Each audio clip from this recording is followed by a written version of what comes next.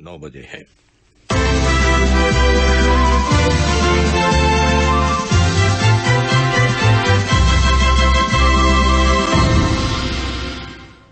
بسم اللہ الرحمن الرحیم۔ یہ ریڈیو قطر ہے۔ اب آپ محمود احمد سے خبریں سنیے۔ ابتدا میں پیش خدمت ہے اہم خبروں کی سرخیاں۔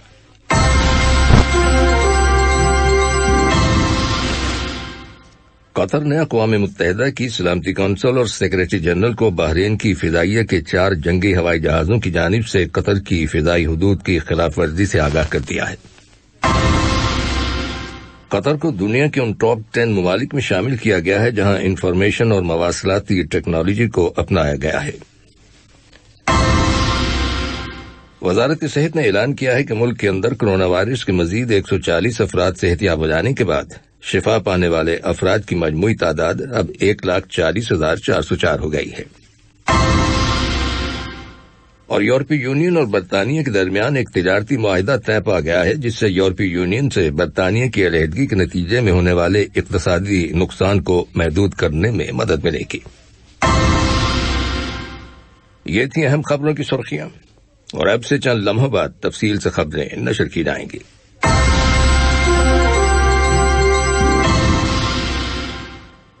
لیجیے اب آپ تفصیل سے خبریں سنیے۔ ریاست قطر نے اقوام متحدہ کی سلامتی کونسل اور سیکریٹری جنرل انتونیو گٹرس کو بحرین کی فضائیہ کے 4 جنگی طیاروں کی جانب سے قطر کی فضائی حدود کی خلاف ورزی سے آگاہ کر دیا ہے۔ واضح رہے کہ بحرینی جنگی ہوائی جہازوں نے اس ماہ کی 9 تاریخ کو قطر کی فضائی حدود کی خلاف ورزی کی تھی۔ اقوام متحدہ میں قطر کی مستقل مندوب شیخہ عالیہ احمد بن سیف الثانی نے رواں ماہ دسمبر کے لیے سلامتی کونسل کے پریزیڈنٹ اور اقوام متحدہ میں جنوبی افریقہ کے مستقل مندوب سفیر جیری منٹیلا اور سیکریٹری جنرل انتونیو گٹرس کو ریاست قطر کی جانب سے باقاعدہ سرکاری مراسلے روانہ کیے ہیں، جن میں یہ کہا گیا ہے کہ بحرین کی فضائیہ کے جنگی ہوائی جہازوں نے قطر کے علاقائی سمندر پر فضائی حدود کی خلاف ورزی کی ہے۔ ان مراسلوں میں حکومت قطر کی جانب سے اس کارروائی کی شدید مذمت کی گئی ہے اور اسے قطر کی سلامتی، خود مختاری اور علاقائی سالمیت کے خلاف ایک غیر قانونی اور نازیبا حرکت قرار دیا گیا ہے۔ ان مراسلوں میں حکومت قطر نے اقوام متحدہ سے اپیل کی ہے کہ وہ بحرین کی اس وائلیشن کے خلاف ضروری کارروائی عمل میں لائے تاکہ بین الاقوامی اور علاقائی امن اور سیکیورٹی کو یقینی بنایا جا سکے۔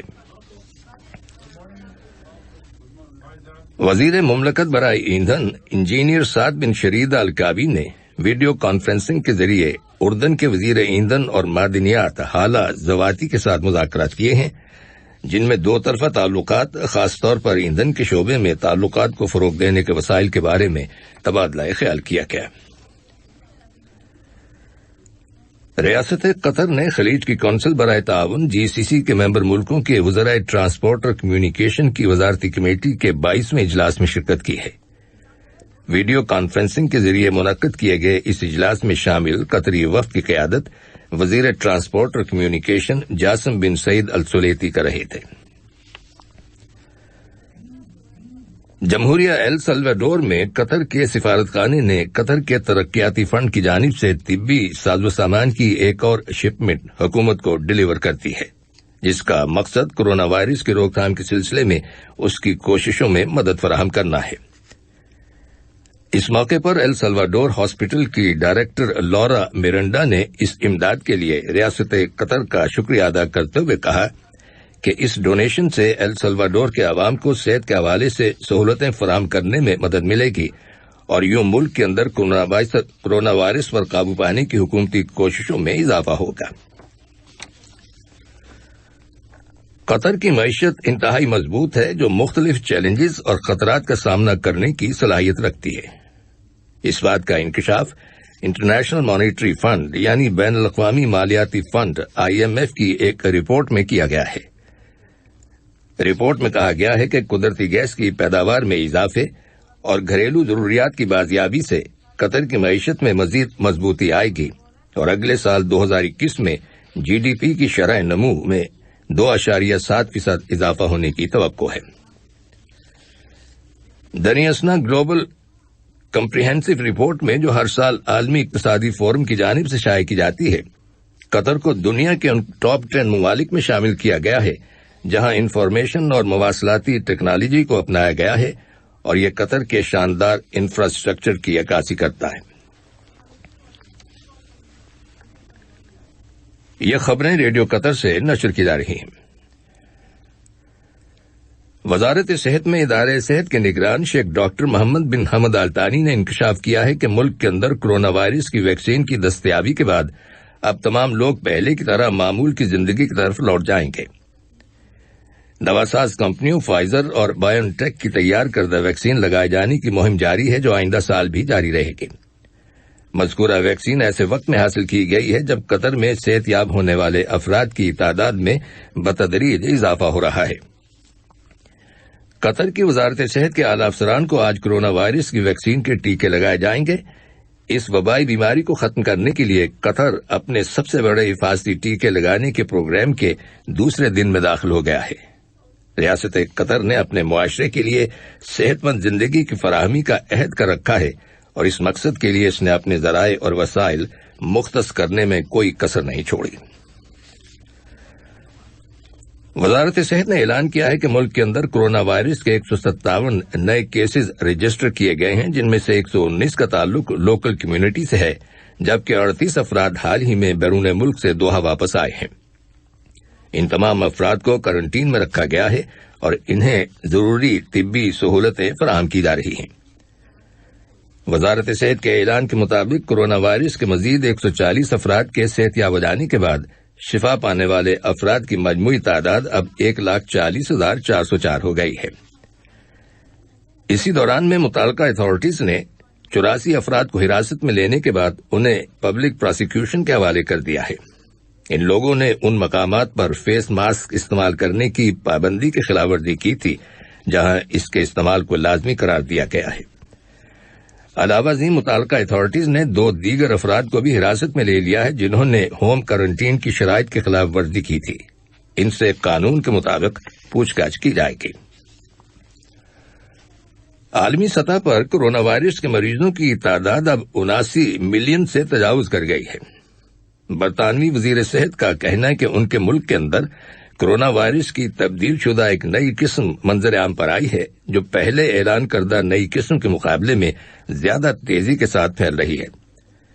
برطانوی حکومت نے انکشاف کیا ہے کہ جنوبی افریقہ سے آنے والے 2 مسافر اس نئی قسم کے وائرس میں مبتلا تھے، چنانچہ حکومت نے جنوبی افریقہ کے لیے تمام پروازیں معطل کر دی ہیں۔ فرانس کی وزارت صحت کا کہنا ہے کہ اس نے فائزر اور بائیو ٹیک کی تیار کردہ ویکسین کے استعمال کی اجازت دے دی ہے۔ یورپین میڈیسنز ایجنسی نے گزشتہ پیر کے روز اس ویکسین کو استعمال کرنے کی اجازت دی تھی۔ دنیاسنا دواساز کمپنی ماڈرنا کی تیار کردہ کرونا وائرس ویکسین کی پہلی کھیپ کینیڈا پہنچ گئی ہے۔ وہاں کی حکومت نے تمام لوگوں سے اپیل کی ہے کہ وہ کرسمس اور نئے سال کی چھٹیوں کے دوران میل ملاقات سے پرہیز کریں۔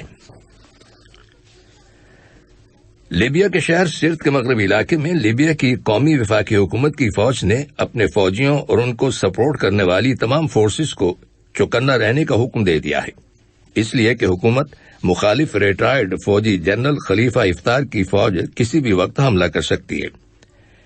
دوسری جانب خلیفہ افطار کی فوج نے ایک بیان میں وفاقی حکومت کی فورسز پر الزام عائد کیا ہے کہ وہ سرت اور الجفرا شہروں پر حملہ کرنے کے لیے اپنے جنگجوؤں کو مصراٹا شہر کے مشرقی علاقے میں اکٹھا کر رہی ہیں۔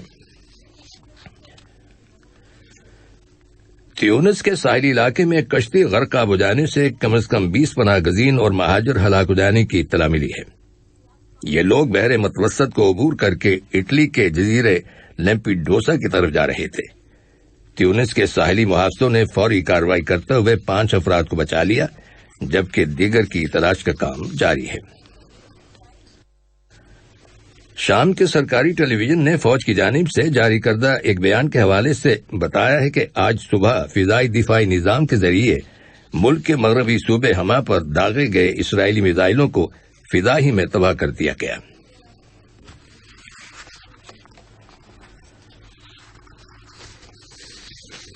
لندن سے ملنے والی رپورٹس کے مطابق یورپی یونین اور برطانیہ کے درمیان ایک تجارتی معاہدہ طے پا گیا ہے۔ اس معاہدے سے برطانیہ کی یورپی یونین سے علیحدگی کے نتیجے میں ہونے والی اقتصادی نقصان کو محدود کرنے میں مدد ملے گی۔ یاد رہے کہ اس سال جنوری میں برطانیہ یورپی یونین سے باقاعدہ طور پر الگ ہو گیا تھا۔ برطانیہ کے وزیر اعظم بورس جانسن نے $900 بلین کے اس معاہدے کو یورپی یونین کی جانب سے کیے گئے تجارتی معاہدوں میں سب سے زیادہ اہم اور اسے برطانیہ کے عوام کی امنگوں کے عین مطابق قرار دیا ہے۔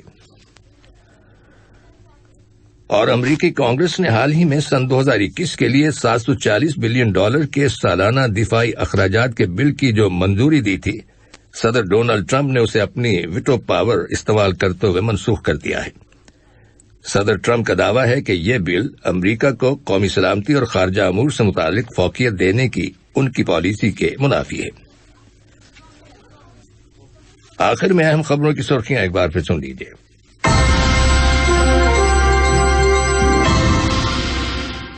قطر نے اقوام متحدہ کی سلامتی کونسل اور سیکریٹری جنرل کو بحرین کی فضائیہ کے 4 جنگی ہوائی جہازوں کی جانب سے قطر کی فضائی حدود کی خلاف ورزی سے آگاہ کر دیا ہے۔ قطر کو دنیا کے ان ٹاپ 10 ممالک میں شامل کیا گیا ہے جہاں انفارمیشن اور مواصلاتی ٹیکنالوجی کو اپنایا گیا ہے۔ وزارت صحت نے اعلان کیا ہے کہ ملک کے اندر کورونا وائرس کے مزید 140 افراد صحت یاب ہو جانے کے بعد شفا پانے والے افراد کی مجموعی تعداد اب 1,40,404 ہو گئی ہے۔ اور یورپی یونین اور برطانیہ کے مابین ایک تجارتی معاہدہ طے پا گیا ہے جس سے یورپی یونین سے برطانیہ کی علیحدگی کے نتیجے میں ہونے والے اقتصادی نقصان کو محدود کرنے میں مدد ملے گی۔ ریڈیو قطر سے خبریں ختم ہوئیں۔